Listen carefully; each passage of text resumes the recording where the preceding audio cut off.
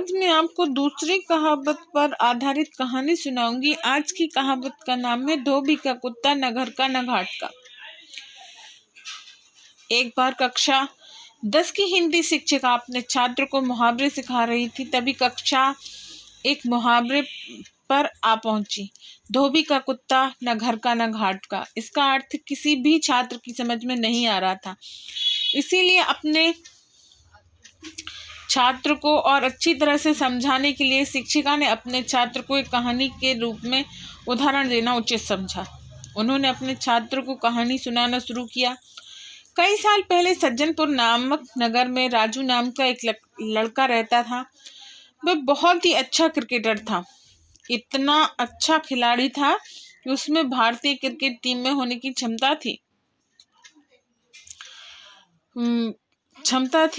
वह क्रिकेट तो खेलता था, पर उसे दूसरों के काम में दखल अंदाजी करना बहुत अधिक पसंद था।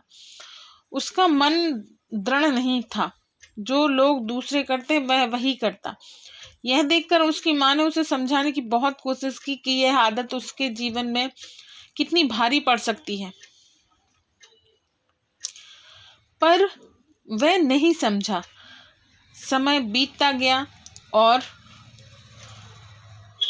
उसका अपने काम की बजाय दूसरों के काम में दखल अंदाजी करने की आदत ज़्यादा हो गई।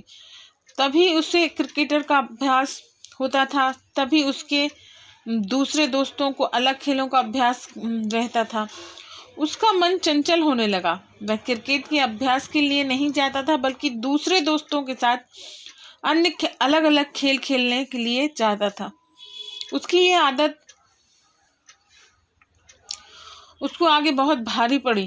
कुछ ही दिनों बाद नगर में ऐलान किया गया कि नगर के सभी खेलों के लिए एक चयन होगा, जिसमें जो भी चुना जाएगा उसे भारत के राष्ट्रीय दल में खेलने को मिल सकता है। सभी यह सुनकर बहुत ही खुश हुए और वही दिन से ही सभी अपने खेल में चुनने के लिए जी जान से मेहनत करने लगी। सभी के पास सिर्फ 2 दिन थे। राजू ने भी अपना अभ्यास शुरू किया, पर पिछले कुछ दिनों से अपने खेल के अभ्यास में जाने की बजाय दूसरों के खेल में अभ्यास में जाने के कारण उसे अपने शानदार फॉर्म खो दिया। 2 दिन बाद चयन का समय आया। राजू ने खूब कोशिश की, पर अभ्यास की कमी के कारण वह अपना शानदार प्रदर्शन नहीं कर पाया और उसका चयन नहीं हुआ। वह दूसरे खेलों में भी चयन ना हुआ, क्योंकि वे सब उसे सिर्फ थोड़ा आते थे और किसी भी खेल में वह माहिर नहीं था, जिसके कारण वह कोई भी खेल में चयन नहीं हुआ। और उसके जो भी दूसरे दोस्त थे, उनका कोई ना कोई खेल में चयन हो गया, क्योंकि वे दिन रात मेहनत करते थे। अंत में राजू को अपने सिर पर हाथ रखकर बैठना पड़ा और वह धोबी के कुत्ते की तरह बन गया, जो न घर का रहा न घाट का रहा।